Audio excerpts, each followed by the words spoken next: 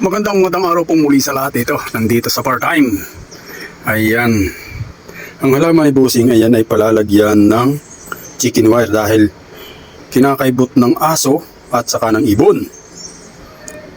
Ito po ang ating ilalagay na chicken wire. Ayan. Ayan po ang ilalagay nating chicken wire. Ayan. Ayan po yung ating susukatan at nating palilibot dito. Yung pong nakaraan linggo, pero may dalawang linggo nang nakaraan, ayan. Yun ang ginawa ko. Yan dahil nga kinakaibot ng aso at saka ng ibon. Ayan, gagawin po natin yun. Ayan. Ayan po ang chicken wire na ilalagay.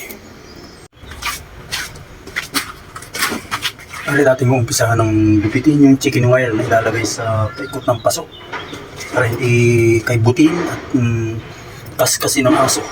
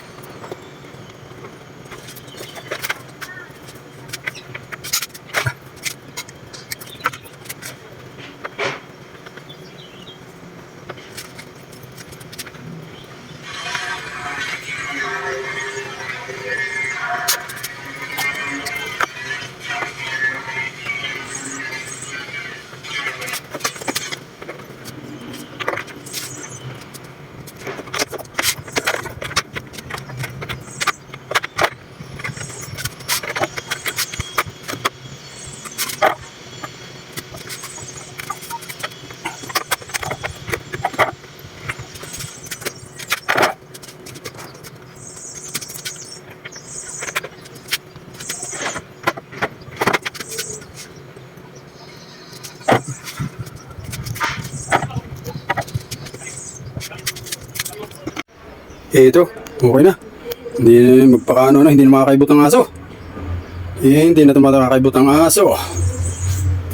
Tulad nga nitong unang ginawa, hindi na nakakaibot. Talagang pinakakulambuan ni Bossing eh. Hindi kinakaibot lagi ng ibon at saka ng aso.